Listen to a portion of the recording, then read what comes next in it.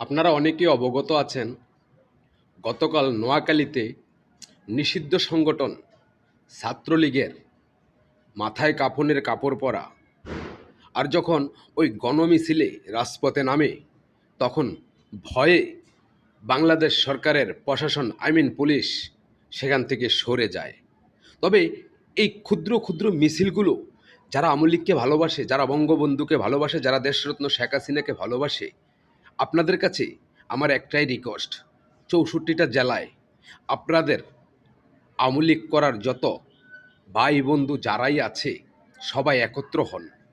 আর একত্র হয়ে এই খণ্ড খণ্ড ভাঙা ভাঙা মিছিল না করে এমন একটা সময় বেছে নেন, আর এই সময়টাতে সবাই ঢাকায় এসে জড়ো হন আর গোটা ঢাকার শহরটাকেই অচল করে দেন। তবে একটা কথায় মাথায় রাখতে হবে, প্রত্যেকের মাথায় কাপনের কাপড় থাকতে হবে। কারণ বঙ্গবন্ধুর সৈনিকরা কখনো মৃত্যুকে ভয় পায় না, আর বঙ্গবন্ধুর সৈনিকরা কখনো পিছু হাঁটে না। এই প্রমাণটাই করতে হবে। আমি কথা দিলাম, যতটুকু সহযোগিতা এই প্রবাসের মাটিতে থেকে আপনাদেরকে করার প্রয়োজন, আমি ঠিক ততটুকুই করব।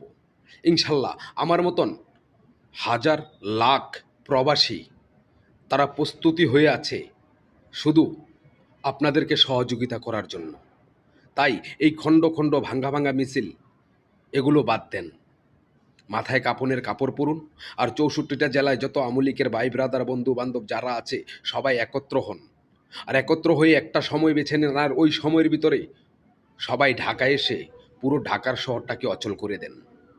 বুঝিয়ে দেন যে বাংলাদেশ থেকে আওয়ামী লীগ কখনো নিষিদ্ধ হওয়ার নয়, কিংবা নিষিদ্ধ হবেও না। এটা সেই দল যে দলের প্রতিষ্ঠাতা বঙ্গবন্ধু শেখ মুজিবুর রহমান।